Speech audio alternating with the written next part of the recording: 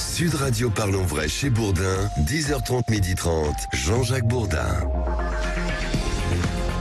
Bonjour à toutes et à tous et merci d'être avec nous. C'est un plaisir de vous retrouver comme tous les matins maintenant entre 10h30 et midi et demi. Le programme est riche ce matin, vous allez voir, et j'attends vos interventions évidemment. C'est simple. Vous composez un numéro de téléphone, votre numéro de téléphone, le numéro de téléphone de Sud Radio 0826 300 300. 0826 300 300. Je vous attends, vous êtes notre fil rouge. Vous intervenez quand vous voulez sur tous les sujets que nous allons développer. De quoi allons-nous parler ce matin? La France est de plus en plus à droite, résultat d'une étude Fondapol. C'est à la une du Figaro ce matin. Nous aurons dans un instant en direct Dominique Régnier, qui est le président de la Fondation pour l'innovation politique. C'est formidable. Il s'exprime ce matin sur Sud Radio. Ensuite, nous allons parler du stationnement payant pour les deux roues. Je sais que ça fait réagir, ça va vous faire réagir, évidemment. Et j'aurai tout à l'heure en ligne Jean-Marc Bellotti, le président de la Fédération française des motards en colère. Le président de la Fédération française des motards en colère. Est-ce que les motards vont manifester ? Peut-être. Nous verrons ça avec lui tout à l'heure. Vous allez réagir. Est-ce que l'Union européenne doit interdire les visas aux citoyens russes? Interdire aux citoyens russes de se rendre en Europe? La question est posée. Il y a des pays qui poussent, qui sont les pays, la Lituanie, la Lettonie, l'Estonie, les pays baltes, et les pays du Nord. Mais d'autres pays sont plus réticents, comme la France, comme l'Allemagne, comme les pays du Sud. Ce sera notre débat entre 11h et midi. Et puis nous parlerons beaucoup, évidemment, de l'Ukraine, de la Russie à travers ce sujet. Nous aurons deux invités importants, Claude Blanche-Maison, qui est ancien ambassadeur de France en Russie, et Thierry Mariani, qui est député européen, que vous connaissez bien. Tout à l'heure donc, entre 11h et midi, là encore, vous allez réagir. Et puis, nous aurons une troisième partie très intéressante, là encore. Que feriez-vous pour réduire votre facture à la fin du mois? Quelles sont les décisions que vous prendriez? Une enquête a été conduite. Eh bien, les Français ne veulent pas toucher à leurs abonnements numériques. Tout sauf les abonnements numériques. Ça va faire réagir là encore tout à l'heure entre midi et midi et demi. Vous voyez que le programme est riche. Et puis je vous attends 0826 300 300. C'est un vrai plaisir d'être avec vous. Je vais appeler tout de suite Dominique Régnier, qui est le président de la Fondation pour l'innovation politique. Dominique Régnier, bonjour. Bonjour. Merci Dominique d'être avec nous ce matin. Je regarde les résultats de votre étude Fondapol. Si on prend les électeurs qui ont voté Emmanuel Macron au premier tour, 47% d'entre eux se disent à droite, contre seulement 27% au centre et 20% à gauche. Donc, si j'ai bien compris, la majorité présidentielle est à droite. Si j'ai bien compris, le pays penche à droite. C'est bien cela ? Alors, c'est tout à fait ça, Jean-Jacques Bourdin. 47% des électeurs d'Emmanuel Macron de 2022 se situent eux-mêmes à droite. Mais quand je pose des questions avec l'enquête aux autres électeurs, ceux qui se situent au centre et ceux qui ne se situent pas, je fais émerger pour une partie d'entre eux une culture de droite dans les réponses. Et j'arrive donc à un résultat qui est que 63% des électeurs d'Emmanuel Macron à la présidentielle de 2022, au premier tour, sont à droite. Et ça donne, si vous voulez, que globalement, si j'ajoute ça, quand on n'est pas habitué au calcul, on s'y perd un peu, mais c'est pas grave. En réalité, Macron a un électorat aux 2/3 de droite. Et s'ajoutant à cela les votes obtenus par les autres candidats qui sont clairement de droite, ceux que l'on connaît, on est dans une France qui est à droite à peu près à 58% électoralement. Voilà, c'est la première conclusion de votre étude.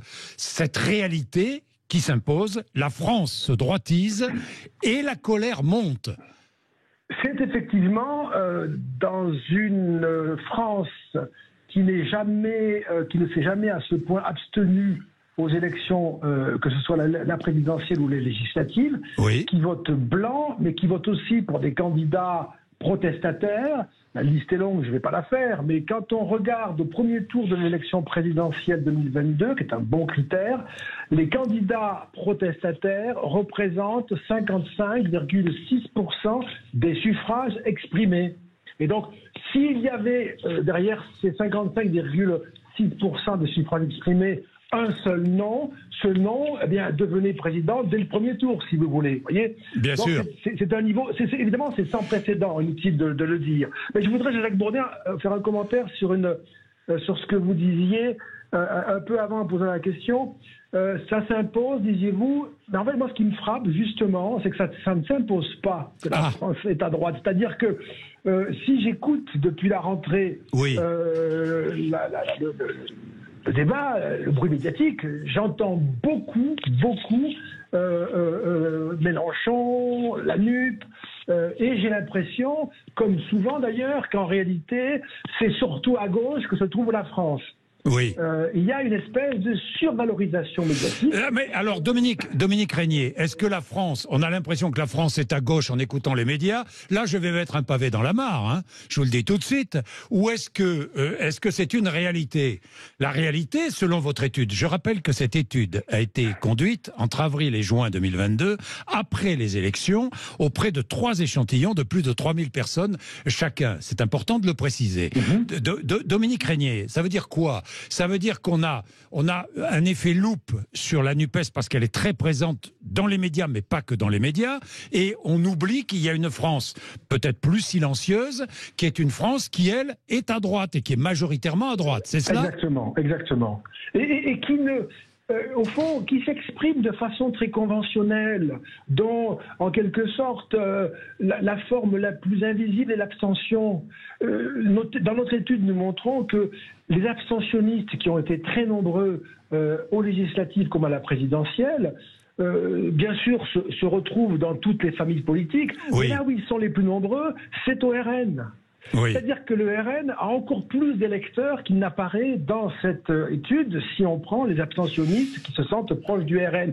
Donc c'est une France qui s'abstient pour protester, une France qui vote pour protester, mais c'est pas une France qui va dans la rue, qui s'agite, qui fait des happenings devant les caméras. C'est pour ça qu'il y a une espèce d'injustice, je dirais, dans la représentation politique et médiatique, et qui pose un problème et qui a des conséquences, consistant à laisser penser par la manière dont le débat est retranscrit, mis en scène, que la France est très à gauche, alors qu'en réalité c'est une France à droite, voire très à droite, qui reste protestataire, oui, mais encore largement à l'intérieur des conventions de la démocratie électorale. Voilà, c'est-à-dire qu'il ne va pas, pour l'instant, je ne sais pas, qui ne descend pas dans la rue.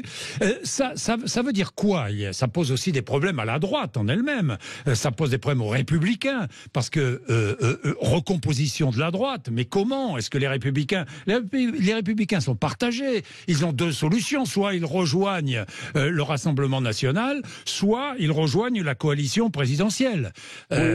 Sous peine, s'ils ne prennent pas de décision, ils vont disparaître? Vont-ils disparaître? Peuvent-ils disparaître?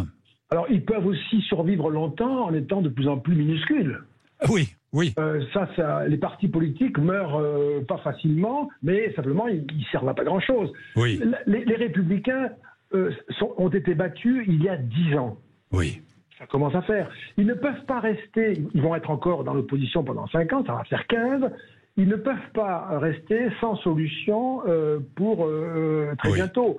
Et donc, s'ils ne choisissent pas l'alliance avec le parti macroniste ou la majorité présidentielle, qui est elle-même en mutation, puisqu'Emmanuel Macron ne sera pas le prochain candidat, ils doivent choisir le Rassemblement national ou bien accepter de vivoter aux marges. Mais choisir le Rassemblement national, c'est forcément être sous la domination, un peu comme le PS et la France insoumise. Oui, en ce qui concerne le Rassemblement national, il y a aussi des questions posées. Est-ce qu'on continue une forme de banalisation ou est-ce qu'on se redirige un peu plus vers la frange plus à droite représentée par Éric Zemmour, par exemple? Alors, ça, c'est vraiment des questions difficiles, Jean-Jacques Bourdin, parce que, pour ma part, moi, je ne fais pas de différence entre la France insoumise et le RN du point de vue je dirais, de la normalité du parti ou de son caractère démocratique ou plus ou moins démocratique. Même si dans le jugement public, il y a une différence qui est très forte. On fait souvent le procès au RN qu'on épargne à la France insoumise et c'est déjà l'expression d'une mauvaise représentation de la situation politique. Mais il est certain que Marine Le Pen, elle avait 17% au premier tour en 2012, elle en a 42 au second tour en 2022. En 10 ans, il se passe cette chose-là. On ne peut pas constater autre chose que l'installation du Rassemblement national par les urnes, on le montre et on le sait tous, mais aussi dans l'opinion, et ça notre étude le montre aussi. Le Rassemblement national et Marine Le Pen ne font plus peur en réalité, n'inquiètent plus, sauf sur un point. L'Europe ? L'euro. L'Europe et surtout l'euro. L'euro, oui. Voilà. Tant que ce parti, tant que cette candidate ou un équivalent auront l'air de menacer l'euro, en l'état actuel des choses, ils ne pourront pas gagner. Oui, les Français ne l'acceptent pas. Ils ne veulent pas. Bien sûr. En revanche, pour un parti comme celui-là, devenir un défenseur de l'euro, évidemment, ça suppose un renoncement important. Donc, bien sûr. Une vraie difficulté, là. Dominique, nous allons prendre des auditeurs, parce qu'ici, c'est une priorité, 0826 300 300. Abdelhak, par exemple, qui est à Mont-de-Marsan dans les Landes. Abdelhak, bonjour. Bonjour Jean-Jacques. Comment ça va, Abdelhak ? Très bien, écoutez, je vais vous faire une parenthèse sur le sujet. De toute façon, oui. Je crois que l'actualité est hyper libre. D'abord, je voulais dire clairement, j'ai aucune action chez aucune radio, mais vraiment, j'adore le personnage que vous êtes. Je trouve que c'est vous qui avez inventé le parler vrai sur les radios. Il n'y a que vous qui arrivez à mettre presque genoux au sol des politiciens quand vous interrogez. Voilà, moi, en tout cas, je fais partie de cette génération qui a aimé la politique parce qu'en fait, on savait vraiment ce qu'il y avait dans le bide des gens que vous avez interrogés. Donc, vous êtes vraiment, j'ai trouvé que c'est une super idée. Vraiment, je félicite la direction de Sud Radio. Vous êtes vraiment au bon endroit en plus. Donc voilà, c'est pas pour vous flatter, c'est la réalité, il faut relativiser, mais vous êtes une marque déposée. Voilà, je peux vous dire, Abdelhak, que j'apprécie cette parenthèse. Bon, nous la refermons. Alors, vous venez d'écouter Dominique Régnier. Que vouliez-vous dire, Abdelhak? Il est comme la Bible, le monsieur. Il a pris un sujet et puis il a interprété comme il voulait. Moi, c'est beaucoup plus simple ce que je fais. D'abord, c'est pas mon métier de faire ce qu'il a fait. Moi, c'est beaucoup plus simple. Je suis un citoyen, je suis un entrepreneur. Je crois qu'il y a deux choses qui ont beaucoup dérangé les Français et qui mettent en priorité, que tout le monde connaît. Je crois que les Français ne supportent plus une France qui ne travaille plus. Ils supportent plus qu'ils soient de droite, de gauche, d'extrême droite ou d'extrême gauche.